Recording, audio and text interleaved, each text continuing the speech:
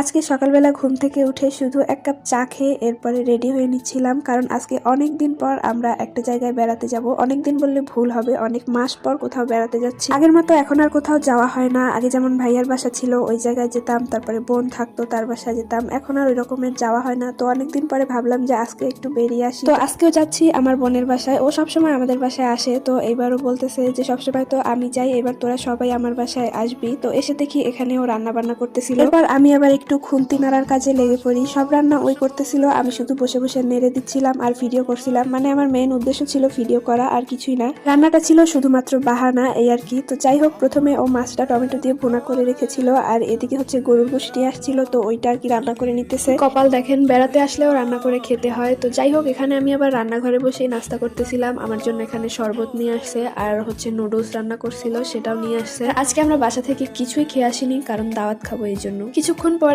আমার ভাইয়াও চলে আসছে, আর আমার ভাইয়াই ঠান্ডার ভিতরে আইসক্রিম নিয়ে আসছে। মানে এটা আমি ওকে বলছিলাম যে আইসক্রিম নিয়ে আসতে। তো এখানে সবাই মিলে বসে আইসক্রিম খাচ্ছিলাম আর গল্প করতেছিলাম। আর এই যে চামচের অভাব পড়াতে আমি চামচের গোড়া দিয়ে খাওয়া শুরু করে দিয়েছি। কি করবো, আইসক্রিম নিয়ে তো আর বসে থাকা যায় না, তাই না? তো যাই হোক, আপু সব রান্না বান্না করলেও এই পোলাওটা কিন্তু আমি নিজেই রান্না করেছি, মানে সম্পূর্ণটা আমি রান্না করেছি। আর আমার হাতের পোলাও যে এত ভালো হবে সেটা আমি কখনোই ভাবতে পারি নাই। এটা হয়তো বা চালটা ভালো ছিল, এর জন্য একদমই ঝরঝরে হয়েছে। তো এরপরে সবাই নামাজ পড়ে বাসায় আসার পরে এখানে সবাই মিলে খেতে বসে গিয়েছিলাম। আর অনেকদিন পর এভাবে সবাই মিলে একসাথে কিন্তু খেতে বসেছি, অনেক ভালো লাগতেছিল। আর এই যে সবাই এখানে চলে আসছে। এরপর দুপুরবেলা আমরা সবাই খাওয়া দাওয়াটা সেরে নেই। আর এখানে এই যে আপু মাছ ভুনা করেছিল, তারপরে পোলাও, টমেটোর সালাদ, টমেটো না মানে সবকিছু মিক্স করে সালাদটা বানিয়েছিল। আর এরপরে নিয়ে নিয়েছিলাম গরুর গোশ। আর আপু এখানে শাক ভাজিও করেছিল, তো ওইটা আমি আর খাই নাই, কারণ এগুলোর ভিতরে শাক ভাজি খেতে ভালো লাগে না। এমনিতেও শাক আমার কাছে ভালো লাগে না, সেই জন্যই আর কি শাকটা নেওয়া হয় না। তো যাই হোক, দুপুরবেলা খাওয়া দাওয়া শেষ করে আপু আবার এখানে কাজে লাগাই দিছে। এই যে চাল ভিজিয়েছিল চিতই পিঠা বানাবে তার জন্য। তো এখানে আবার চাল বেটে নিতেছিলাম, কারণ চাল বেটে নিলে ওই পিঠাটা নাকি অনেক ভালো হয়। তো চাল বাটাবাটি শেষ করার পরে এখানে আপু আবার এই যে পিঠার যে গোলাটা ওইটা গুলে নিতেছিল। এখানে মনে হয় গরম পানি দিয়েছিল, তো সেটা দিয়ে আর কি গুলিয়ে নিয়েছে। তারপর এখানে আপু কিছুটা ভেজে নিছে, এরপর আমি আবার এখানে একটু ভাজতে বসছি। আর আমি আমার জীবনে এই প্রথমবার চিতই পিঠা বানাচ্ছি, মানে সবকিছু অন্য মানুষ করে দিয়েছে, আমি এখানে বসে একটু ভাজতেছিলাম, এই আর কি। মানে আমি রান্নাঘরে বসছি এই কারণে যাতে একটু ভিডিও করতে পারি। তো যাই হোক, এই তো সবগুলা পিঠা কেমন হয়েছে অবশ্যই কিন্তু কমেন্ট করে জানাবেন। আর এই পিঠা দিয়ে খাওয়ার জন্য এখানে আবার গুড় নামিয়ে নিয়েছিল, তো সেটা দিয়ে আমরা আবার রান্নাঘরে বসে একটু খেয়ে দেখতেছিলাম যে কেমন হয়েছে। তো আজকের ভিডিওটা এই পর্যন্তই, কার কাছে কেমন লেগেছে অবশ্যই কমেন্ট করে জানাবেন। কথা হবে পরবর্তী কোনো ভিডিওতে, ততক্ষণ সবাই ভালো থাকবেন, সুস্থ থাকবেন এবং আমাদের জন্য দোয়া করবেন। আল্লাহ হাফেজ।